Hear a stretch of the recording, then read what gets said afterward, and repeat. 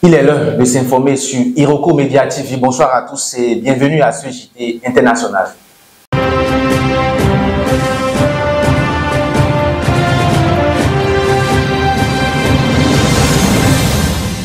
On prend la direction du Nigeria où 18 figures de la société civile ont publié ce dimanche 27 avril 2025 une lettre ouverte accusant le chef de l'État de vouloir instaurer un parti unique. En cause des ralliements à l'All Progressive Congress au pouvoir que les signataires lient à la peur et des pressions qu'exercerait le pouvoir pour forcer sénateurs, gouverneurs et députés de l'opposition à rejoindre le parti majoritaire.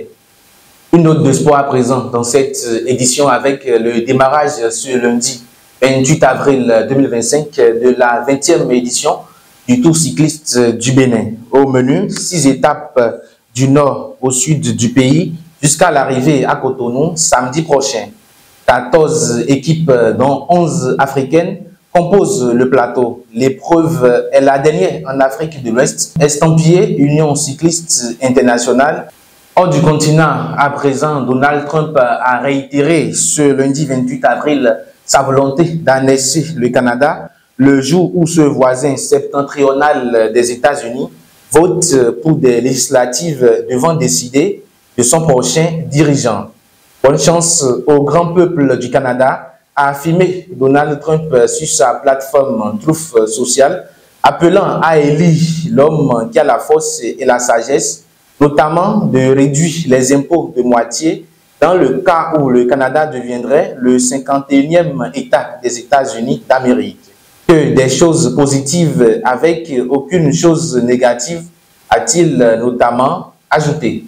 Et pour finir, au Vatican, les cardinaux catholiques se réuniront en conclave secret pour élire le nouveau chef de l'Église catholique à compter du 7 mai, a-t-on appris ce lundi d'une source au sein du Vatican.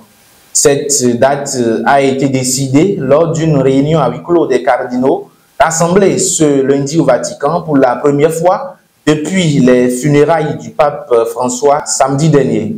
L'annonce officielle était attendue sous peu.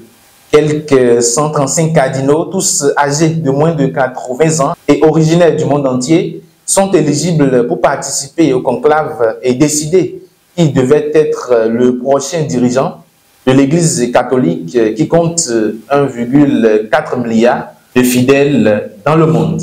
Ainsi se présente l'essentiel de ce qui est à retenir ce soir. Merci de nous avoir suivis et à très vite.